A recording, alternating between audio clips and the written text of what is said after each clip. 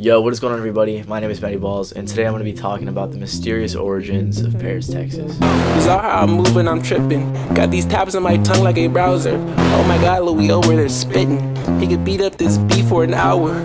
First of all, if you guys don't know who Paris, Texas is, you're missing out. So I'm going to go into a little bit of detail about Paris, Texas, the group, and talk about their music. So starting off, Paris, Texas is an alternative hip-hop group composed of Louis Pastel and Felix. They both met in high school in 2013, and they both were kind of making music at the time and then met through a mutual friend and decided to eventually start making music together. They based their name after the movie Paris, Texas, but Felix says he's never seen it, and Louis says, "The name is designed to invoke the mystery and intrigue of a disembodied movie poster rather than the specifics of the film itself." Louis says that he thinks that their unique style just comes from him not being a very good producer. He says that he usually tries to recreate things that he's being inspired by, and usually whatever comes out of what he's trying to recreate ends up sounding cool. Louis said, "All the songs we do are accidents. We try to do something completely different, and then it's like, oh, this is cool too." Louis also says in regards to the song Heavy Metal and its massive success, "Hope you don't expect it again." I think that's a funny quote because it just kind of shows that they're just kind of doing whatever and messing around, and then eventually whatever comes out of it sounds cool, which is a very interesting way of making music. Although it's unclear, I think they both produce. In a lot of interviews it said Louis was the producer, but then there were a few that said Felix was, so it's kind of hard, so I'm just going to assume that they both produce, although it does seem like Louis is the main producer. Although they only have 8 songs out on streaming services right now, they don't really stick to any one genre or sound. Yeah, I want a certain amount.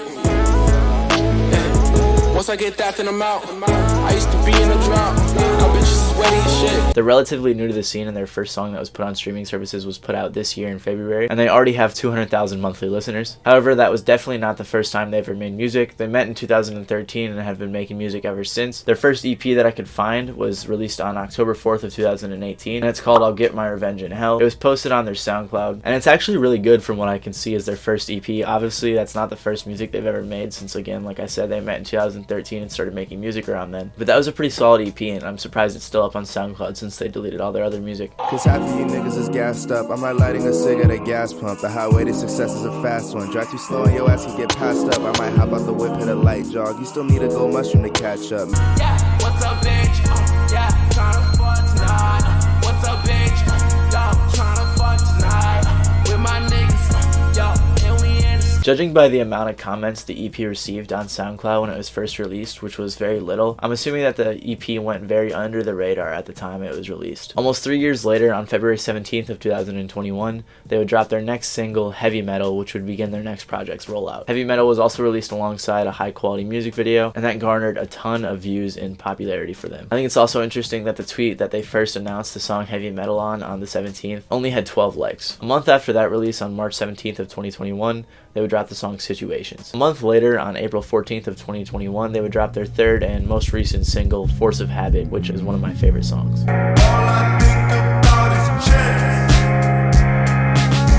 I think that it's a force of habit. It's as good as it's gonna get. I waste no time when I'm fucking on your bitch. And then a month after that, on May 14th of 2021, they would drop their EP, Boy Anonymous, featuring 5 new tracks and the 3 previous singles. So right now, they're sitting at about 200,000 monthly listeners, and they're set to go on tour with Gene Dawson and Brockhampton. So there's 2 reasons I titled the video the way I did. The first one is because I kind of wanted to change it up and make it a little more interesting than my usual Who Is titles. And the second one is I do think it is a little mysterious, the way that they just kind of had like, you know, stagnant plays and then just shot up in February of 2021. Now, I'm not trying to accuse them of anything or say that they paid for plays or any of that. All I'm trying to say is that I think it's interesting that they clearly did not have really much of a fan base in the beginning of the year, and now they have hundreds of thousands of monthly listeners and what seems like a pretty strong fan base. One thing that's very possible is they could have just had a lot of more music out and slowly been growing a small fan base, and then eventually went viral with the song Heavy Metal. So it's very possible that all this growth is completely organic and they just kind of shot up with the music video for Heavy Metal that went viral, although I do think they probably had to have had a few industry connections to get the success that they have